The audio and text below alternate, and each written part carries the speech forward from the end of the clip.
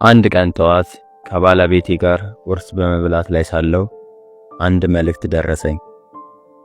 ደብዳቤው የተላከው ከውድ ጓደኛዬ ሼርሎክ ሆምስ ነበር። የጓደኛዬ ደብዳቤዎች ሁሌም አስፈላጊ እንደሆኑ ስለማውቅ ወዲያውኑ ደብዳቤውን ከፍቼ ማንበብ ጀመርኩ። ደብዳቤው እንዲህ ይላል።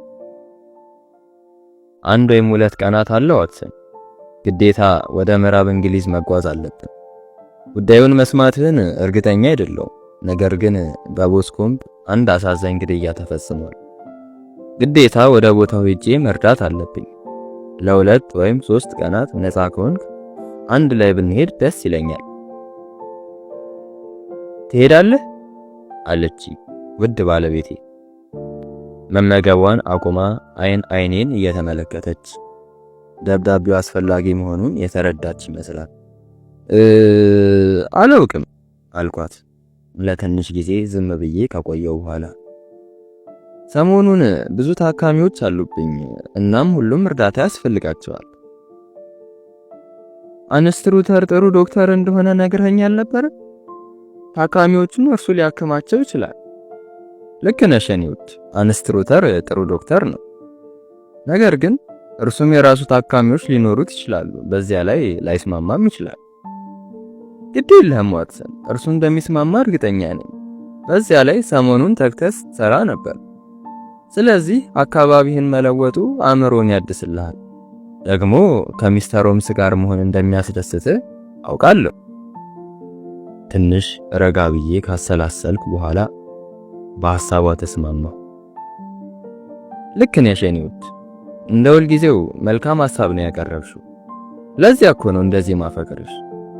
ቀጥዬ የእጅ ሰዓቴን እየተመለከትኩ፣ ነገር ግን የኔ ውድ መሄድ ካለብኝ ቶሎ ከዚህ መውጣት አለብኝ፣ ምክንያቱም ባቡሩ በ30 ደቂቃ ውስጥ ነው የሚንቀሳቀሰው። የድሮ የውትድርና ሕይወቴ በጥቂት ነገሮች ብቻ መጓዝን ስላስተማረኝ ከቤት ለመውጣት ከ5 ደቂቃ በላይ አልቆየውም። ያስፈልጋሉ ብዬ ያሰብኳቸውን ጥቂት ነገሮች ብቻ ይዤ ከቤት ወጣሁ። ከጥቂት ደቂቃዎች የባቡር ጉዞ በኋላ ወደ ፓሪንግተን ባቡር ጣቢያ ስደርስ ከባቡር ወረድኩኝ። ማመን አልቻልኩም። ውዱ ጓደኛዬ ሼርሎክ ሆምስ ቡናማ ኮቱንና የተለመደውን ኮፍያውን ለብሶ እየጠበቀኝ ነበር። ከባቡር ስወርድ ሲያየኝ ደስ አለው። አንተም በማየቴ በጣም ደስ ብሎኛል ዋትሰን፣ መምጣት በጣም ጥሩ ነው አለኝ ከልብ በሆነ ፈገግታ ፊቱ በርቶ። ቀጥሎ እንዳንተ አይነት ጓደኛ በጣም በሚያስፈልገኝ ሰዓት ነው የደረስከው። ማንም ቢሆን ከአንተ የተሻለ ሊረዳኝ አይችልም። አሁን ምንም ጊዜ ማባከን የለብንም ዋትሰን፣ በቻልነው ፍጥነት ወደ ቦስኮምብ መሄድ አለብን። እኔ ትኬት ቆርጬ እስክመለስ በጥግ በኩል ያለውን 2 መቀመጫ ይዘህ ቆየኝ። የጓደኛዬ እንዲህ መሆን ለእኔ አዲስ ባይሆንም ሁኔታው ግን ትንሽ ረብሾኛል። ባቡሩ ባዶን ነበር ማለት ይቻላል። እኔና ሆምስ ያለንበት ክፍል ውስጥ ምንም የሰው ዘር አይታይም። ሆምስ የተለያዩ ጋዜጦችን ለማንበብ እየሞከረ አልፎ አልፎ ጥቂት ነገሮችን ይጽፍ ነበር። በመጨረሻም አንድ ወረቀት ብቻ አስቀርቶ ሌሎቹን ጣላቸው። ከዚያም ወደ እኔ ዞር ብሎ ስለዚህ ጉዳይ ሰምተሃል ዋትሰን ብሎ ጠየቀኝ። እኔም አይ ምንም አልሰማሁም ሆምስ፣ ሰሞኑን በስራ ተወጥሬ ስለቆየው ጋዜጣ ለማንበብ ጊዜ አላገኘው። የለንደን ጋዜጦች ስለ ጉዳዩ ብዙ አልጻፉም ዋትሰን። እውነታውን ለመረዳት እንዲያስችለኝ ሁሉንም አንብቤያቸው ነበር። ነገር ግን አንዳቸውም አዲስ ነገር ሊጨምሩልኝ አልቻሉም። ጉዳዩ ቀላል የሚሆን ይመስላል? አይመስለኝም ዋትሰን። ነገር ግን እዛ ስንደርስ ሁሉንም የምናየው ይሆናል። እስቲ ስለ ጉዳዩ ንገረኝ። እሺ ዋትሰን፣ በደንብ አዳምጥ።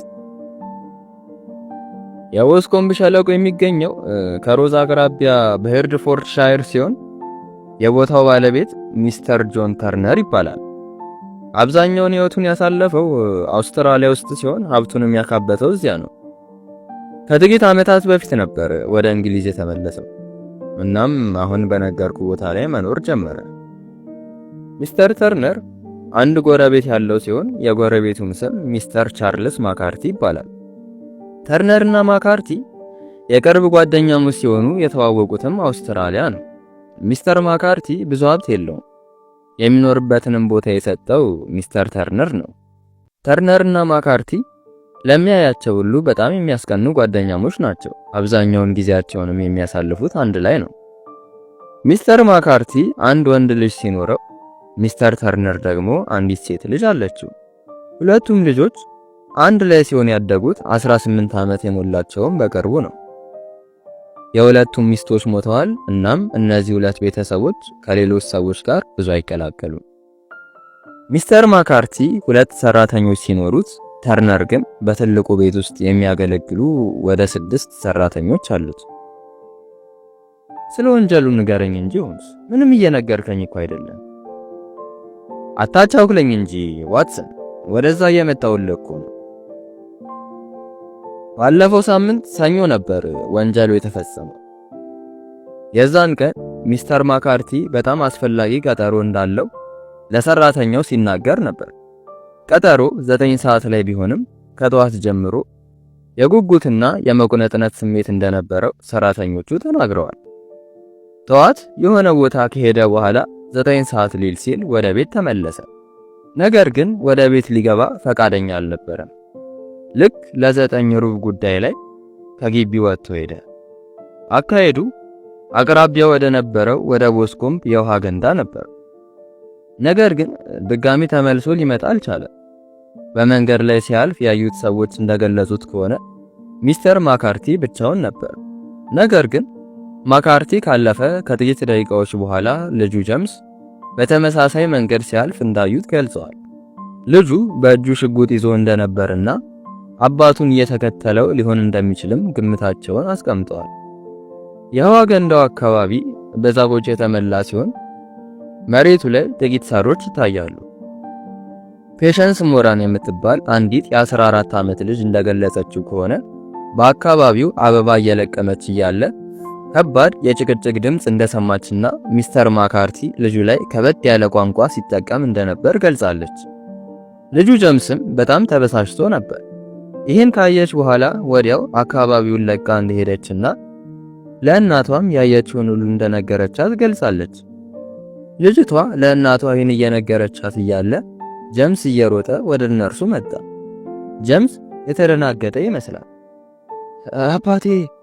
አባቴ የውሃ ገንዳው ጋር ወድቋል፣ እባካችሁ እርዱኝ አለ።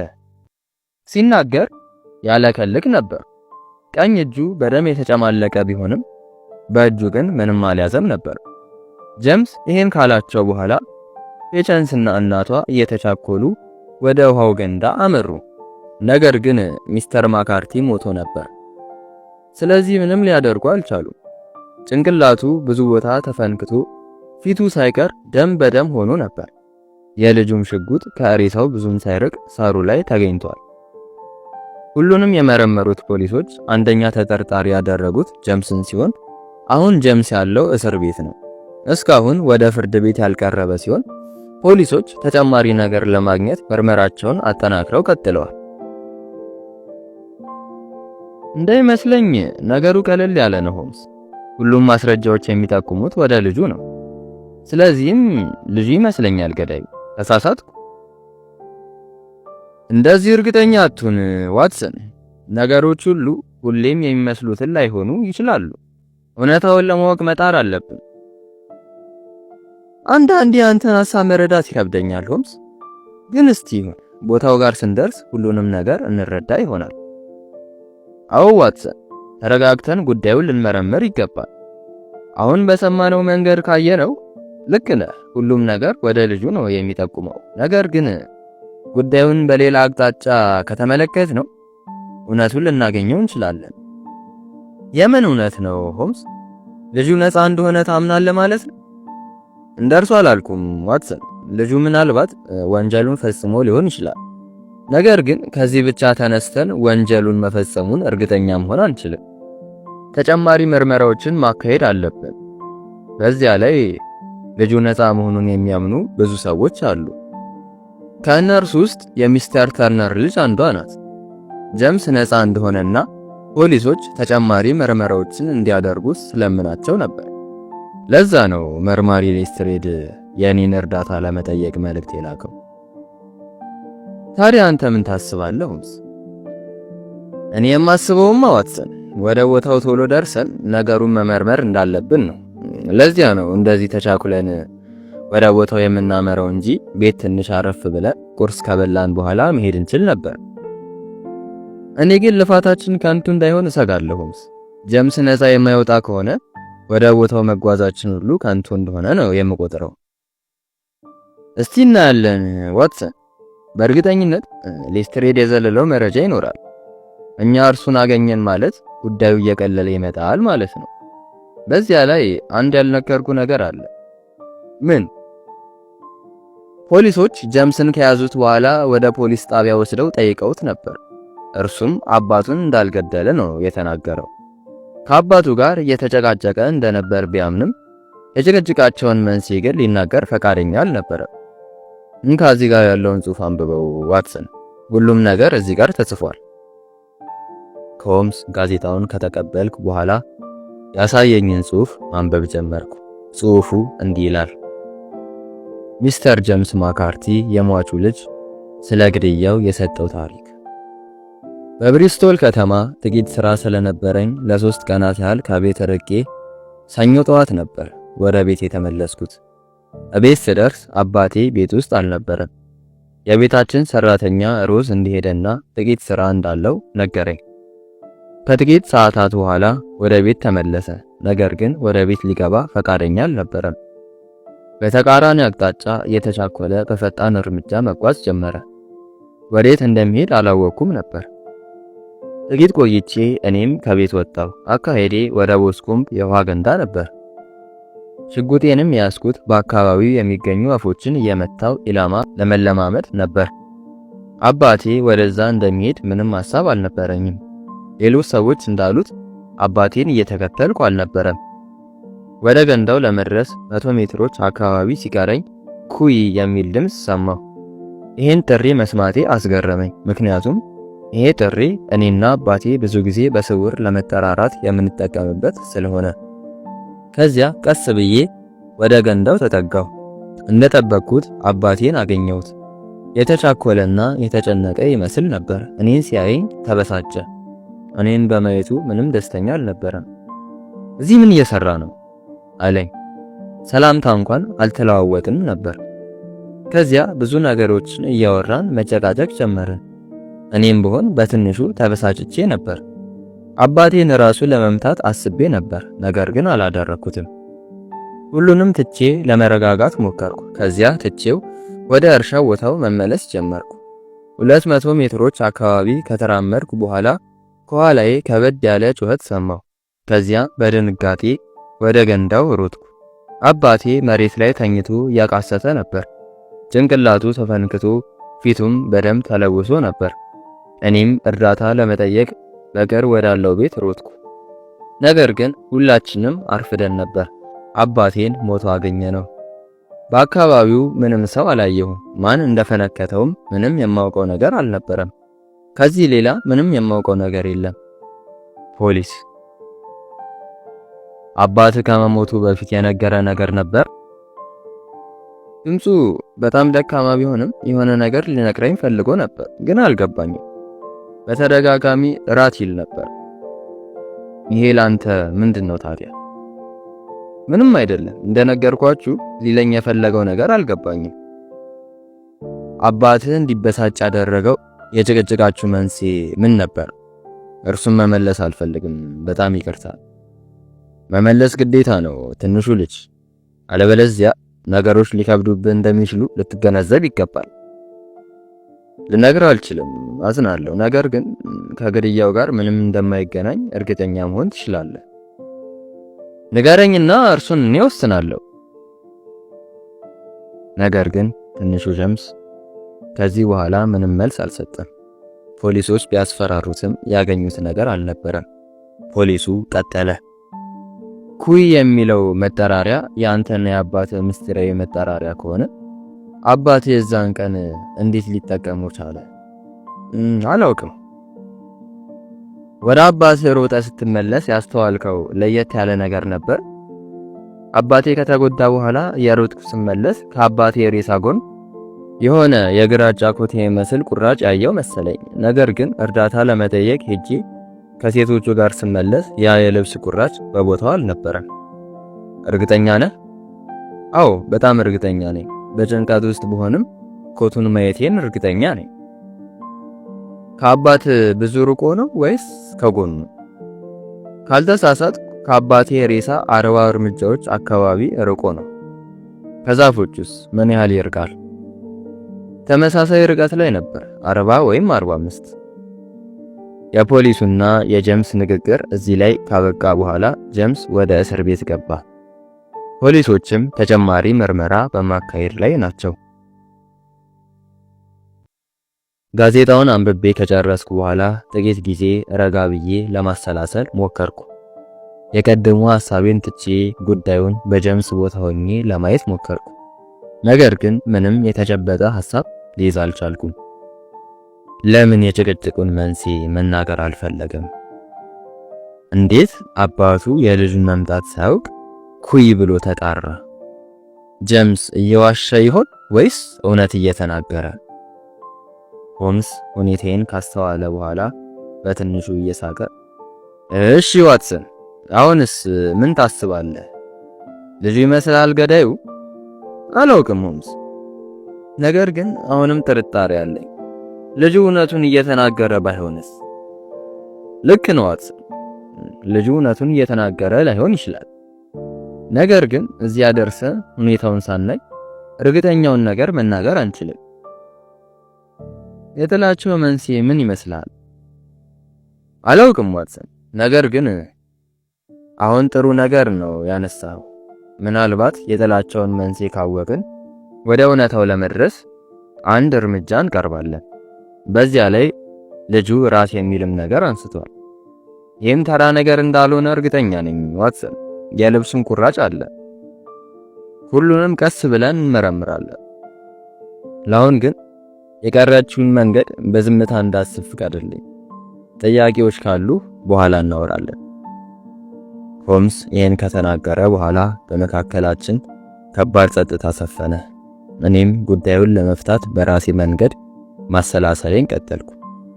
10 ሰዓት ሊሞላ ጥቂት ደቂቃዎች ሲቀሩ ሮስ ደረስን። ሮስ ደስ የምትል ትንሽዬ ከተማ ናት። ከባቡር ስንወርድ አንድ ቀጭን ሆኖ የበሰለ ፊት ያለው ሰው ተቀበለ። ሰውየው እኛን በማየቱ በጣም የተደሰተ ይመስላል።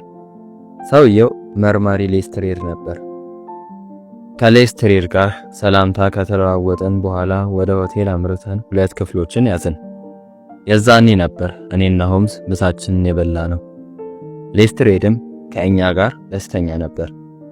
ምሳችንን ከበላን በኋላ ሻይ እየጠጣን ስለ ጉዳዩ ማውራት ጀመርን።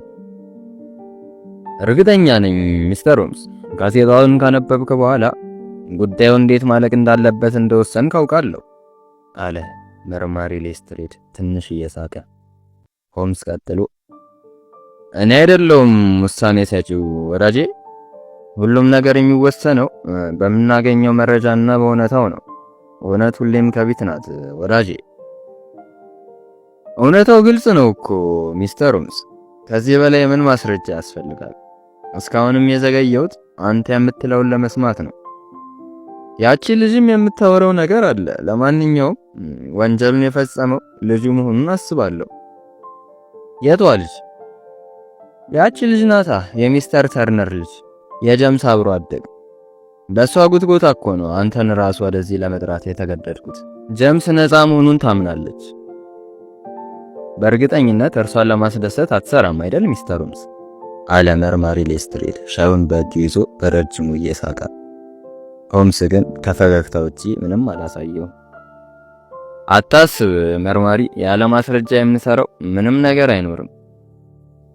ደግሜ ደጋግሜ ብነግራትም ምንም ልትሰማኝ ፈቃደኛ አይደለችም። እስቲ የሚሆነውን አንድ ላይ እናያለን። ገና ይህን ሲናገር በሩ ጋር አንድ ሰረገላ ቆመ። ሌስትሬድ ዞር እያለ ተመልከቱ፣ ይህ የእርሷ ሰረገላ ነው። በእርግጠኝነት መምጣትን አውቃለች ሚስተር ሆምስ። መርማሪው ገና ሲናገር አንዲት ወጣት ቆንጆ ሴት እኛ ወዳለንበት ክፍል መጣች። ሁላችንንም ዞር ዞር ብላ ከቃኘችን በኋላ ወደ ሆምስ ዞራ መናገር ጀመረች። ኦ ሚስተር ሼርሎክ ሆምስ ስለመጣ በጣም አመሰግናለሁ አለች በከፍተኛ ጉጉት ፊቷ ቀልቶ። ልጅቷ ቀጠለች። ጀምስ ይሄን አላደረገም ሚስተር ሆምስ፣ በዚህ በጣም እርግጠኛ ነኝ። ባልሰራው ስራ እንዲታሰር መፍቀር የለብንም፣ ልንረዳው ይገባል። እንዴት እርግጠኛ ልትሆኝ ቻልሽ? ጥያቄው ትንሽ አበሳጫት ይመስላል።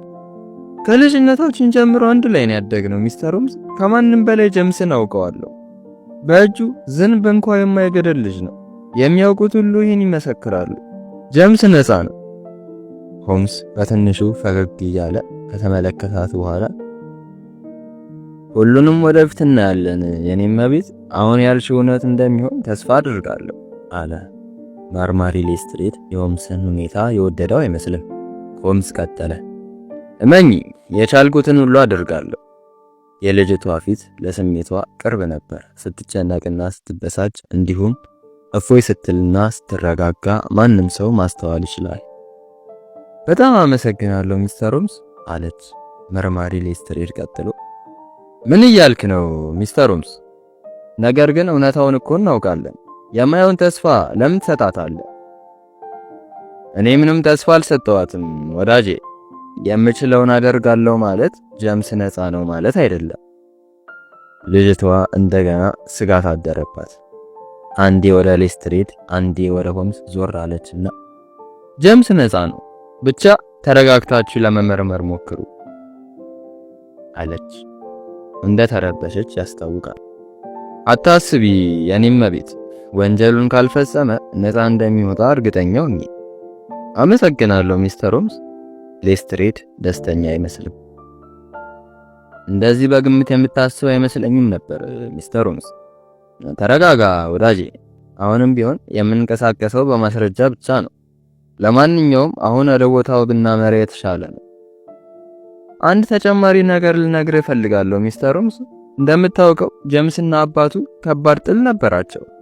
የጥላቸውን መንስኤን ያውቀዋለሁ ሚስተር ሆምስ። ሌስትሬድ ጆሮን አቅንቶ ማዳመጥ ጀመረ። ታዲያ እስካሁን ለምን አልነገርሽኝም? ቀጥይ እባክሽ። ሚስተር ማካርቲ እንድንጋባ ይፈልጋል ሚስተር ሆምስ። ነገር ግን ጀምስ እንደ እህቱ ነበር የሚያይ። በዚያ ላይ ከአባቴ ጋር ላለመጣላት ሲል የጋብቻውን ሐሳብ ሊቀበለው አልቻለም። ነገር ግን ሚስተር ማካርቲ ጀምስ እኔን አግብቶ የአባቴን ሀብት እንዲወርስ ነበር ምኞቱ። ሆምስ ትንሽ ደስተኛ ይመስላል።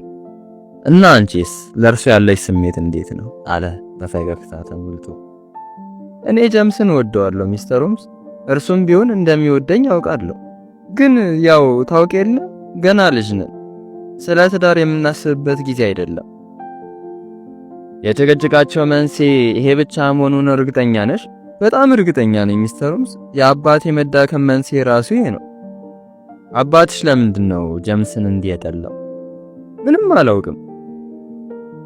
ስለ መረጃው አመሰግናለሁ የኔም መቤት። አሁን ግን ብንሄድ የተሻለ ነው አለ ሆምስ ሰዓቱን እየተመለከተ። ከዚያ ሁላችንም ተያይዘን ወደ በሩ አመራን። አባቴ ታሟል ነው ያልሽው?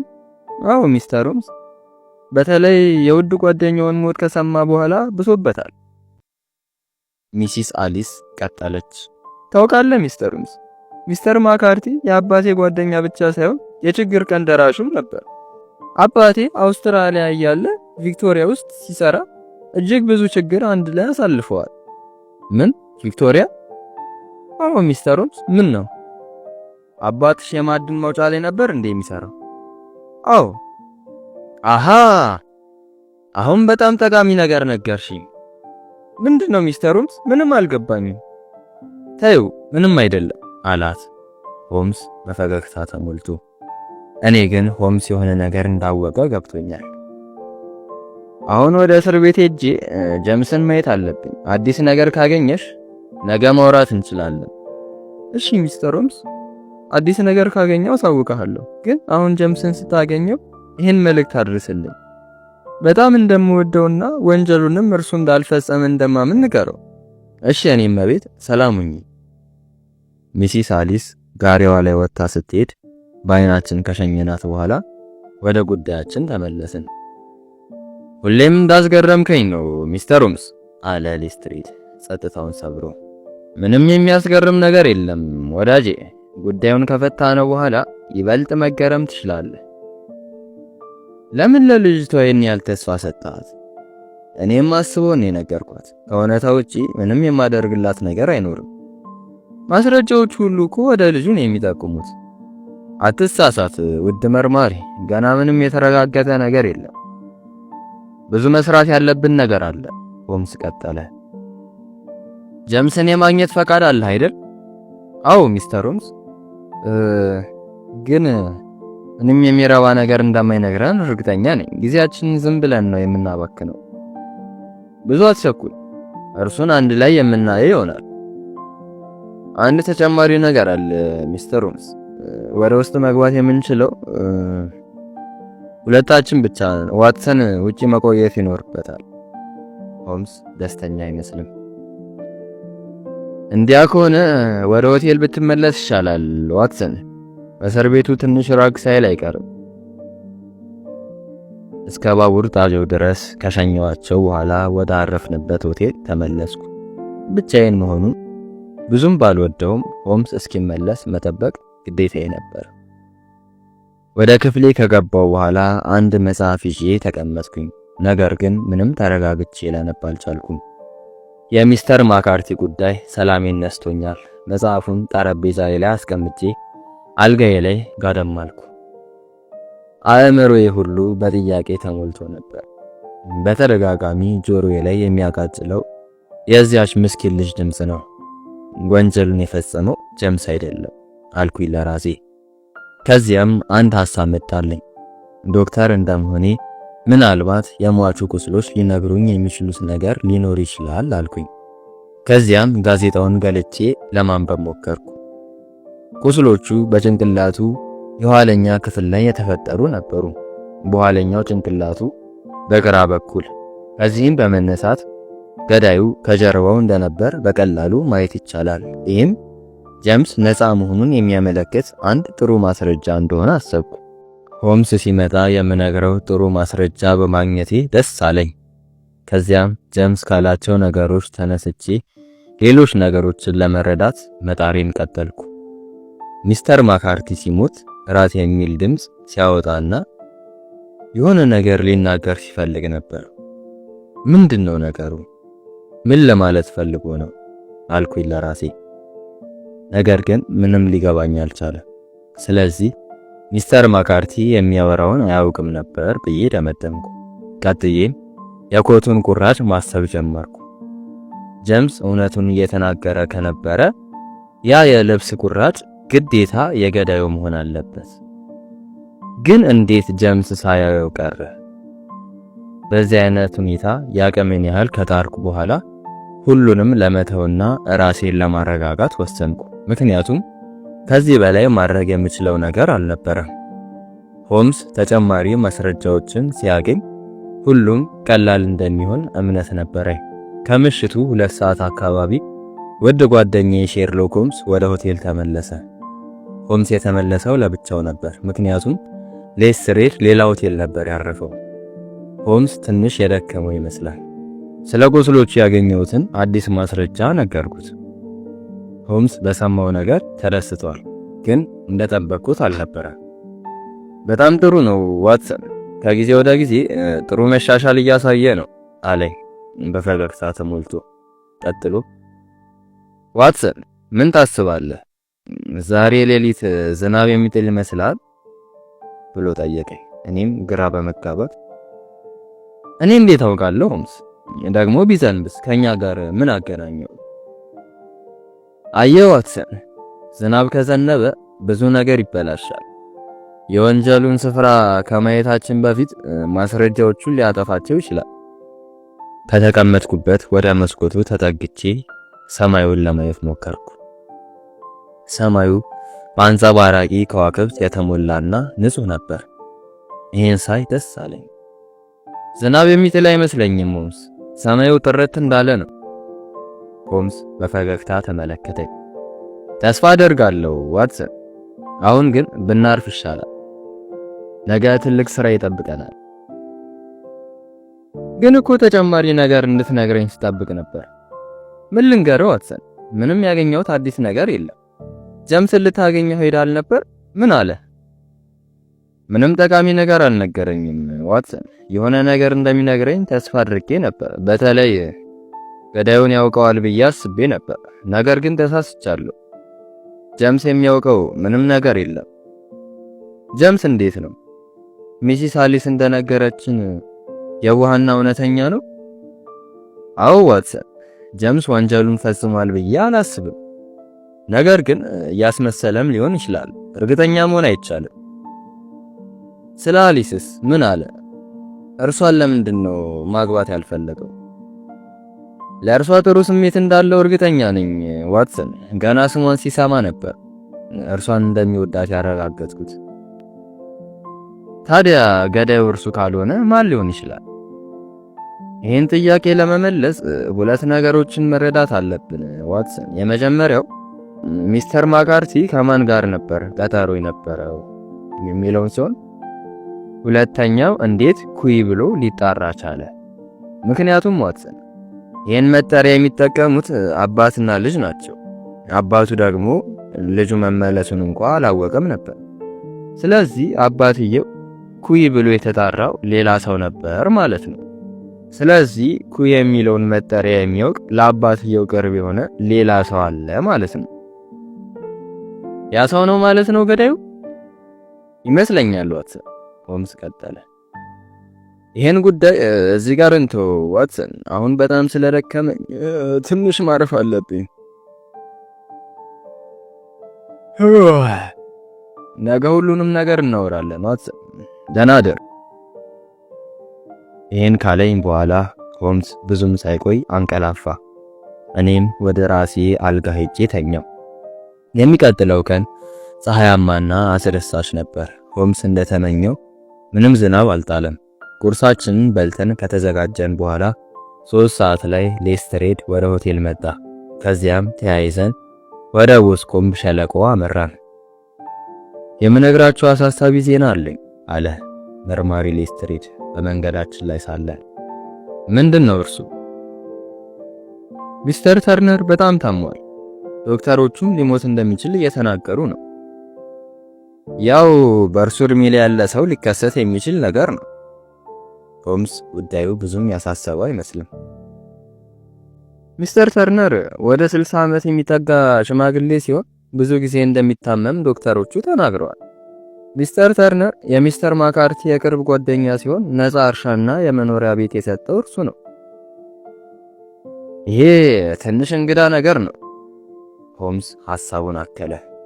ቀጥሎ ታዲያ ሁለቱ ጥሩ ጓደኛሞች ከሆኑ ሚስተር ተርነር ጀምስን የጠላው ለምንድን ነው? ማለቴ ለምን ልጁ እርሱን ታገባ አልፈለገም?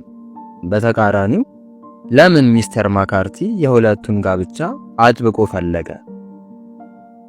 ምክንያቱም ሚስተር ማካርቲ ድሃ ነው ሚስተር ሆምስ። ማንም ወላጅ ደግሞ ልጁ የተሻለ ሰው እንድታገባ ነው የሚፈልገው፣ መርማሪ ሌስትሬድ መለሰ።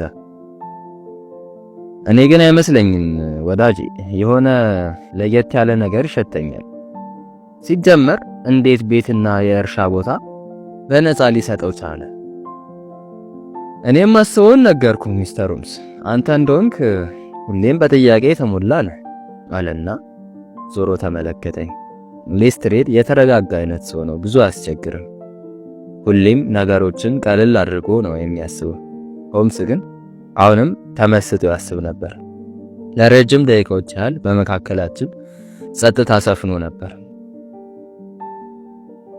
ሁሌም ለምንድን ነው ከወንጀሉ ጋር በማይገናኝ ነገር ተመስጠ እንደዚህ የምታሰላስለው ሚስተር ሆምስ?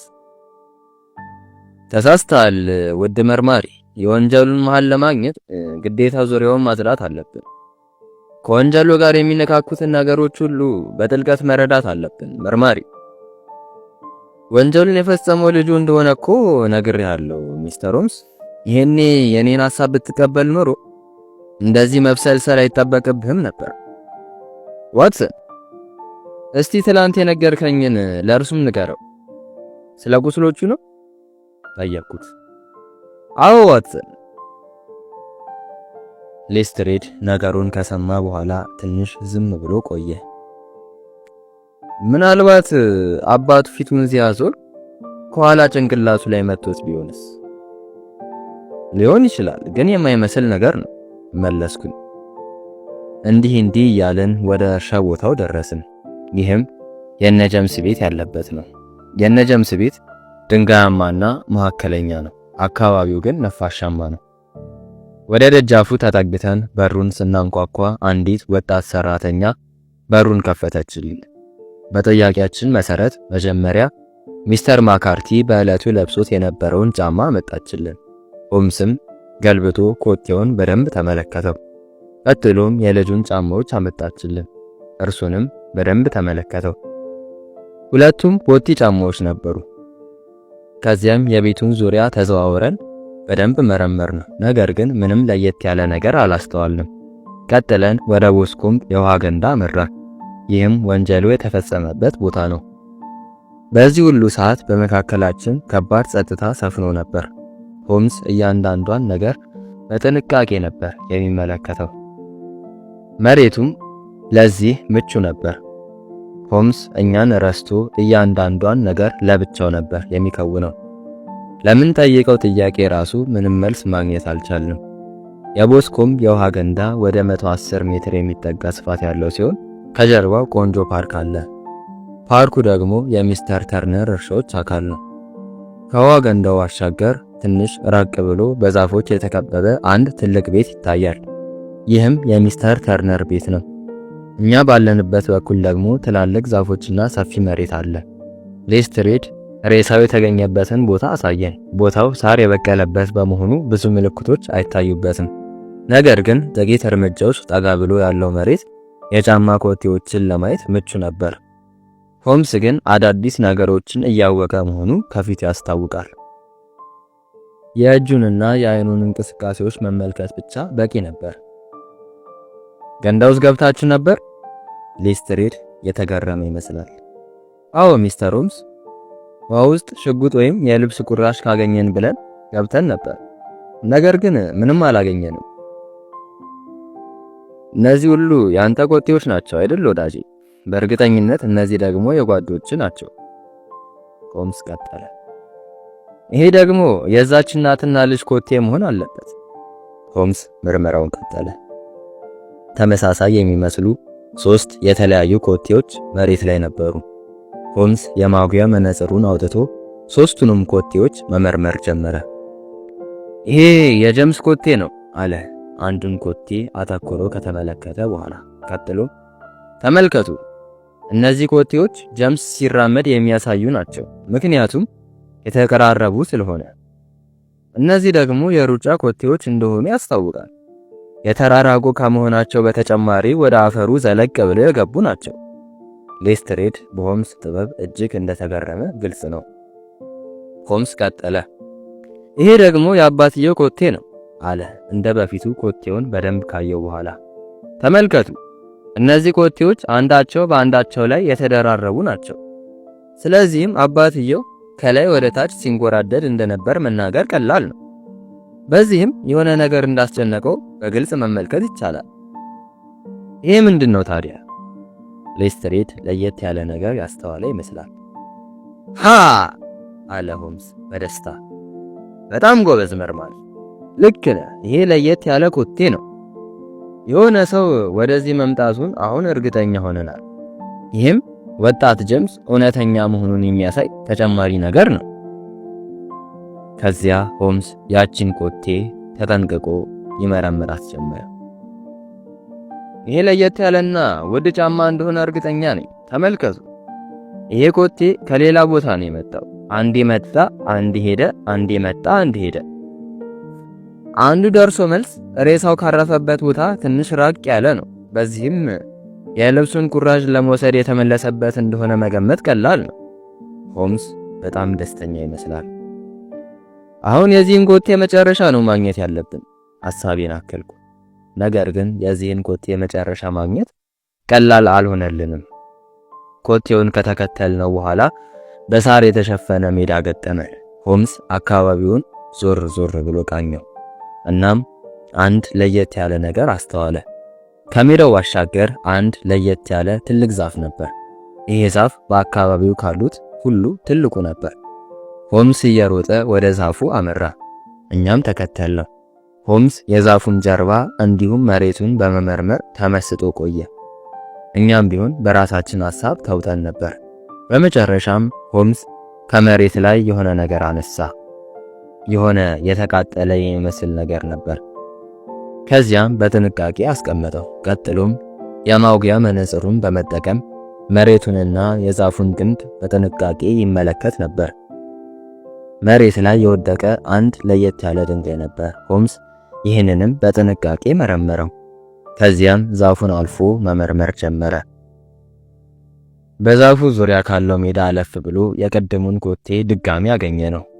ዱካው ግን ድጋሚ ዋናው መንገድ ጋር ሲደርስ ጠፋ። በጣም ይገርማል አለ ሆምስ በመጨረሻ። ጉዳዩን ሁሉ የተረዳው ይመስላል። ምንድነው ሆምስ? ያወቀው ነገር አለ እንዴ? ጠየቅኩት።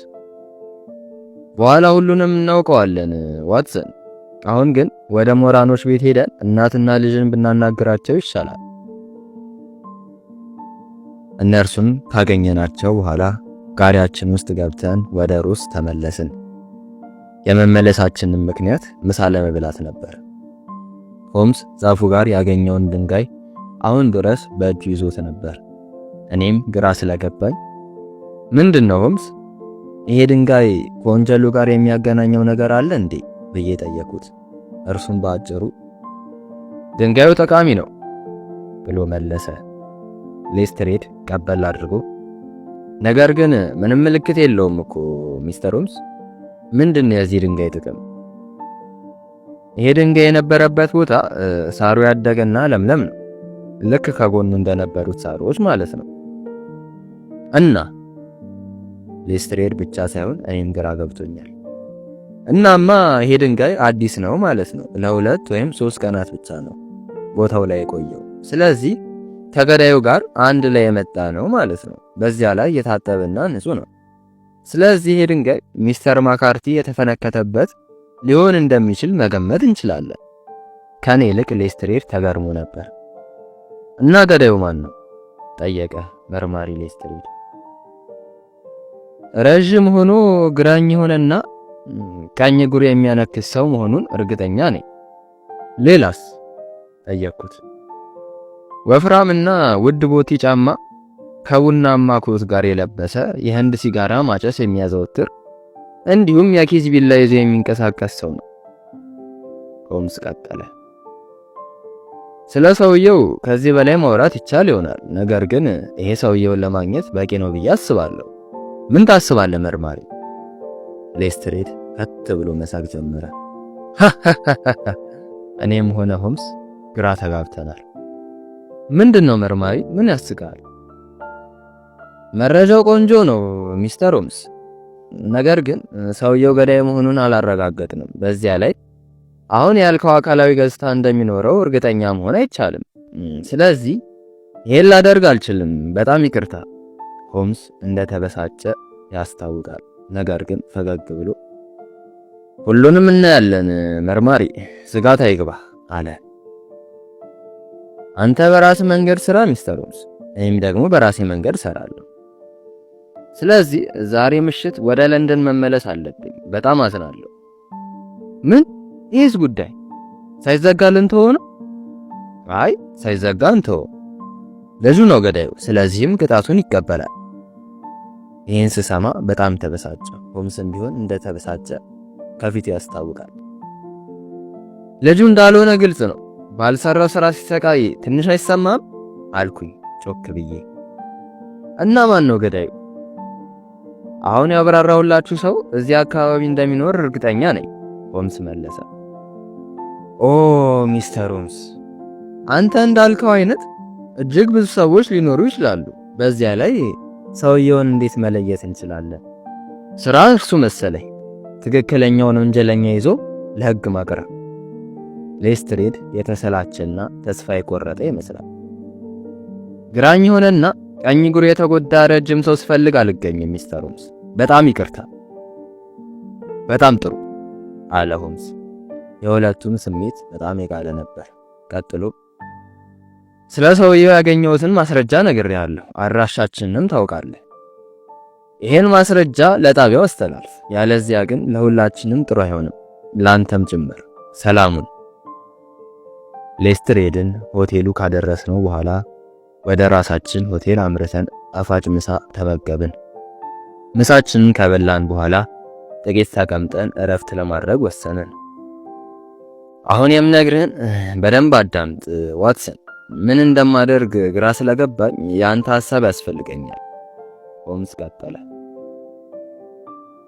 ሲጋራ ለኩስ ዋትሰን፣ እባክህ ለኩስ፣ አስፈላጊ ስለሆነ ነው። ሲጋራዬን ለኩሼ ሆምስ የሚለኝን ለመስማት ተዘጋጀው።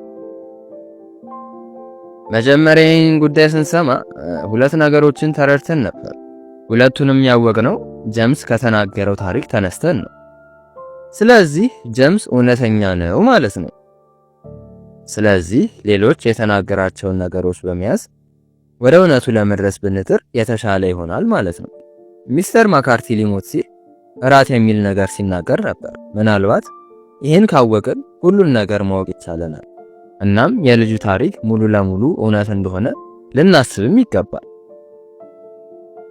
ያኔ ሚስተር ማካርቲ ለምን ኩይ ብሎ ተጣራ? ልክ ነው ዋትሰን። ይህንንም ካወቅን ወደ እውነቱ ሊያደርሰን ይችላል። ኩይ የሚለውን ቃል አባትና ልጅ ነበር የሚጠቀሙበት።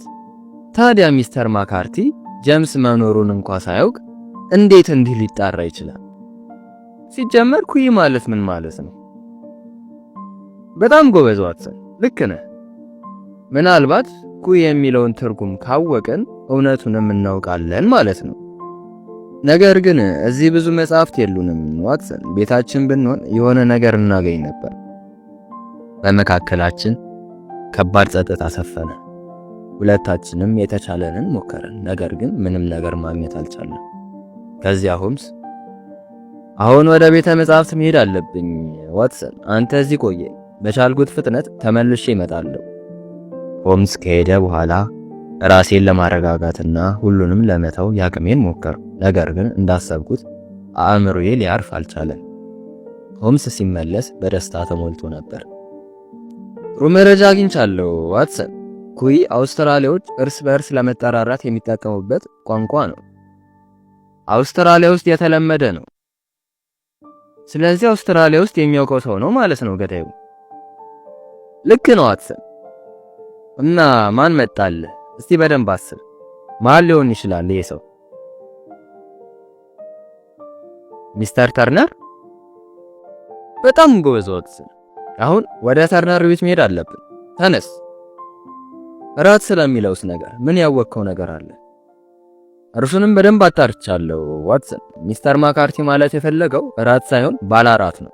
ይህም በአውስትራሊያ ውስጥ የሚገኝ ዝነኛ ከተማ ነው። እንዴት አወቅ? አውቃለሁ ዋትሰን። አንደኛ ሚስተር ማካርቲ አውስትራሊያ ውስጥ እንደቆየ እናውቃለን። ሁለተኛ የቪክቶሪያ የማዕድን ማውጫ የሚገኘው ባላራት ውስጥ ነው። ሚሲስ አሊስ እንደነገረችን ተርነር እና ማካርቲ እዛ አንድ ላይ ነበር የሚሰሩት። አሁን በጣም እየገባኝ ነው ሆምስ። ታዲያ ተርነር ለምን ማካርቲ ሊገድለው ፈለገ? እንደምናስበው ጥሩ ጓደኛሞች አይመስሉኝም ዋትሰን። ለማንኛውም ሁሉንም ነገር ከሚስተር ተርነር አንደበት መስማት እንችላለን። ከዚያ በፊት ግን ስለ ገዳዩ እንዴት ይህን ሁሉ ማወቅ እንደቻልክ እንድትነግረኝ እፈልጋለሁ። ምን ልንገረው ዋትሰን? ማለት የፈለኩት ያኔ ለሌስትሬድ የነገርከውን ነገሮች ነው። ለምሳሌ ረጅምና ግራኝ እንዲሁም ቀኝ እግሩን የታመመ ሰው እንደሆነ እንዴት ልታውቅ ቻልክ? ኦ ዋትሰን፣ ይሄን ማወቄ አስማት ሊመስል ይችላል። ነገር ግን ምንም የተለየ ነገር አልፈጠርኩም። ሁሉንም ያወቅኩት በምርመራ ብቻ ነው። ሆምስ ቀጠለ። ለምሳሌ ሰውየው ረጅም መሆኑን የጫማዎቹን ኮቴም ርቀት በማየት መገመት ትችላለህ። የጫማው ኮቴም ምን አይነት ጫማ እንደሆነ ይነግራል። ጫማው ለየት ያለና ውድ ነው ዋትሰን። ቀኝ እግሩን እንደሚያመውስ እንዴት ልታውቅ ቻልክ? የቀኝ ጫማው ኮቴ ደብዛዛ ከመሆኑ በተጨማሪ በትንሹ የተንጋደደ ነበር ዋትሰን። በተቃራኒው ደግሞ የግራ እግሩ ኮቴ ወደ መሬት ጠለቅ ያለና ደማቅ ነበር። በዚህም ሰውየው ቀኝ እግሩ እንደታመመ መገመት ቀላል ነው። ሰውየው ግራኝ እንደነበርስ እንዴት አወቅ? ሆምስ በትንሹ እየሳቀ ተመለከተኝ። የሳቁ ምክንያት ግን አልገባኝም። ይሄንም ያወቅከው አንተ ነህ ውድ ጓዴ ዋትሰን። ስለ ቁስሎቹ የነገርከኝን ረሳኸው? ሆምስ ቀጠለ። ያኔ ጀምስና አባቱ ሲጨቃጨቁ ተርነር እዚያ ትልቅ ዛፍ ስር ተደብቆ ሲጋራ ሲያጨስ ነበር። ሲጋራው ከህንድ የመጣ ሲሆን ለየት ያለ ነው። ጀምስና አባቱ ሲጨቃጨቁ ሲሰማ ተርነርን ለመግደል የነበረው ፍላጎት ጨመረ። ጀምስ ሲሄድ ጠብቆ ጓደኛውን ገደለው። አየህ ዋትሰን፣ የሰው ልጅ ሲከፋ ምንም ሊያደርግ ይችላል። የሚስተር ተርነር ቤት ስንደርስ አንዲት ወጣት ልጅ በሩን ከፍታለን ወደ ውስጥ ገባን። ሚስተር ተርነር እንግዳ የሆነ ለየት ያለ ገጽታ ነበረው። እኛን ሲያይ ከተቀመጠበት ተነስቶ ወደ አልጋው አመራ። ሲራመድ ቀስ ብሎ ከመሆኑ በተጨማሪ ያነክስ ነበር። ሚስተር ተርነር በጣም እንደታመመ ያስታውቃል። ቢሆንም ግን ፊቱ ላይ ያሉት መስመሮችና ጠንካራ ክንዱ ወንጀሉን ለመፈጸም በቂ ናቸው ብዬ አሰብኩ። የቆሸሸው ጺሙና ቡናማ ጸጉሩ ከነጣ ፊቱ ጋር ተዳምረው አሳዛኝ ሽማግሌ ያስመስለውታል። ዶክተር እንደመሆኔ ፊቱን በመመልከት ብቻ በጣም እንደታመመ መገመት ይችል ነበር። ደብዳቤ ደርሷል? ጠየቀ ሚስተር ተርነር። አዎ፣ ሞራን ሰጥታኛለች። ደብዳቤው ላይ ግን ምንም አልተጻፈ። በፍጥነት ልታይኝ እንደምትፈልግ ብቻ ነው የሚናገረው። ወደ ሆቴል ልመጣ አስቤ ነበር ሚስተር ሆምስ፣ ግን ሰዎች ምን ይሉኛል ብዬ ተውኩት። በዚያ ላይ ሰውነቴም ዝሏል። ለምንድን ነው እኔን ለማየት እንደዚህ የፈለከው? ሆምስ ሲናገር ኮስተር ብሎ ነበር። ጉዳዩን የደረስክበት ይመስለኛል ሚስተር ሆምስ። አዎ፣ ከዝርዝር ነገሮች ውጪ ሁሉንም አውቃለሁ።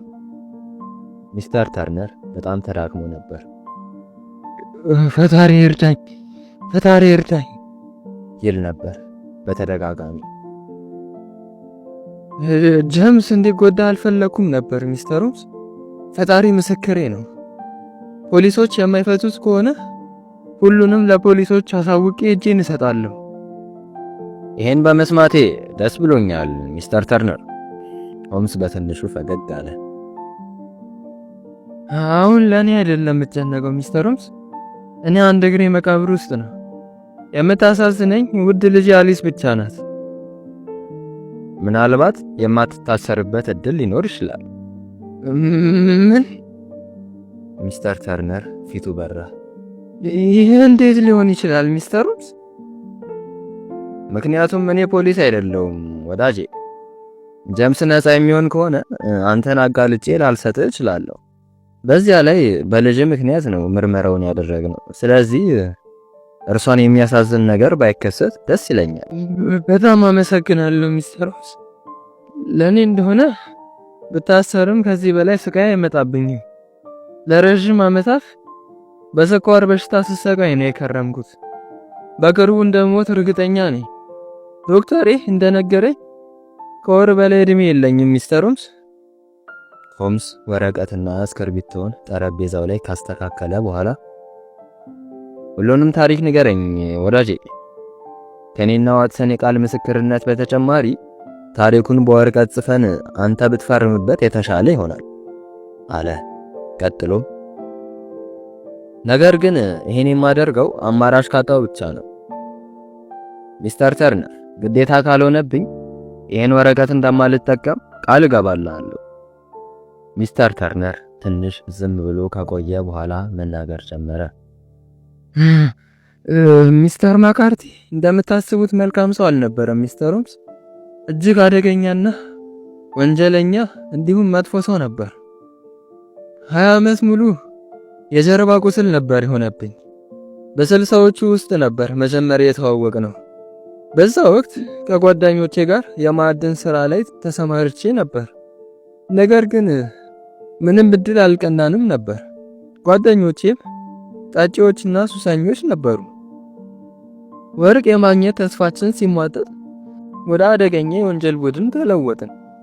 መንገድ ላይ ጋሪዎችን በማስቆም እንዲሁም የተለያዩ ሰዎችን በማስፈራራት ብዙ ገንዘብ ማፍራት ጀመርን።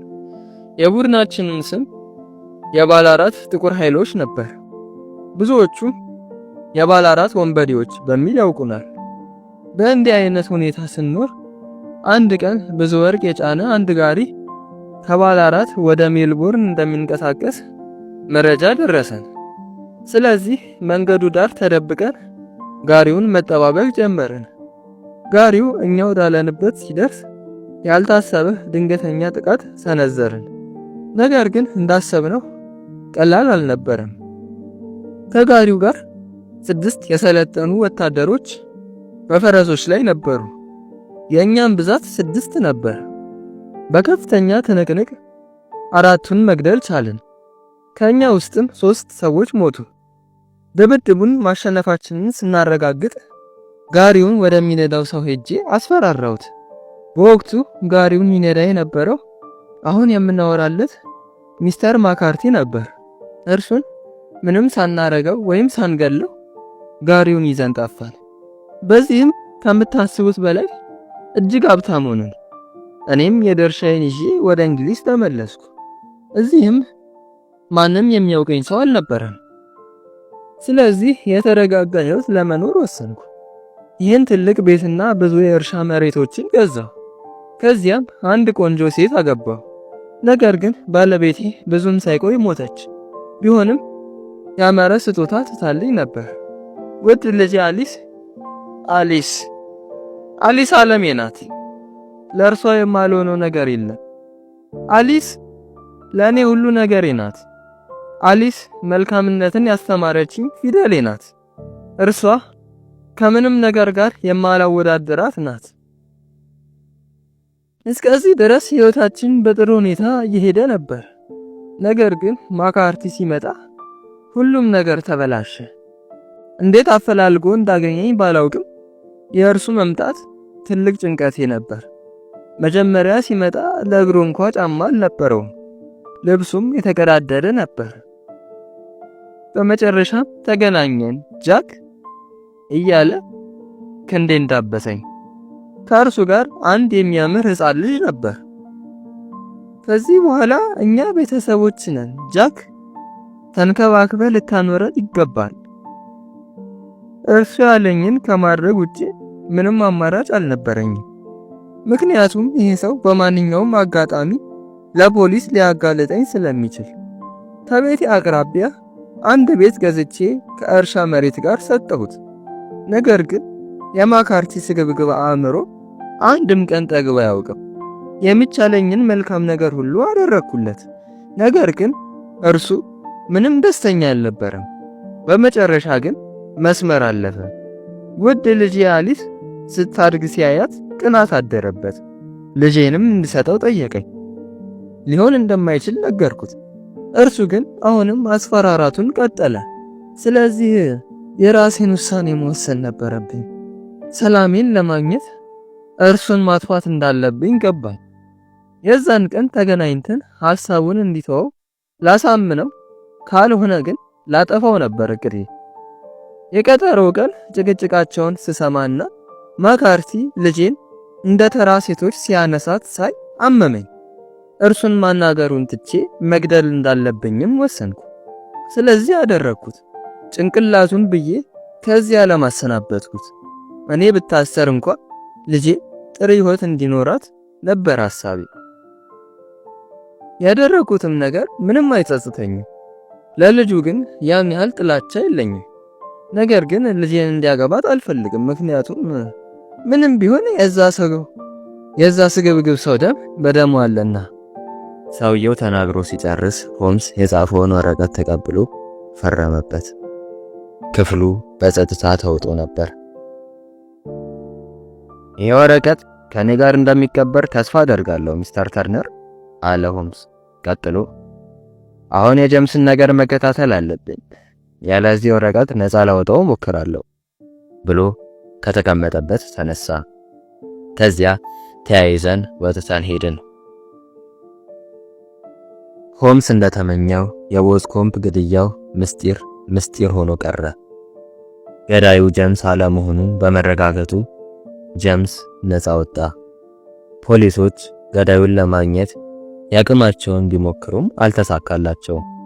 ሚስተር ተርነር ባይደሰትም አሊስ እና ጄምስ ሞቅ ባለ ድግስ ተጋብተው ባልና ሚስት ሆኑ። ፍቅራቸውም እጅግ የሚያስቀና ነበር። ሚስተር ተርነርም ሆምስ ባደረገለት ውለታ ሁሌም እንዳመሰገነው ነው። የሚስተር ማካርቲ ጉዳይ ግን እስካሁን እንቆቅልሽ ሆኖ እንደቀጠለ ነው። ሚስተር ተርነር ተጨማሪ 7 ወራትን ከልጁና ከልጁ ባል ጋር ካሳለፈ በኋላ በሰላም አረፈ። ጄምስና አሊስም በደስታና በሰላም ሕይወታቸውን ቀጠሉ።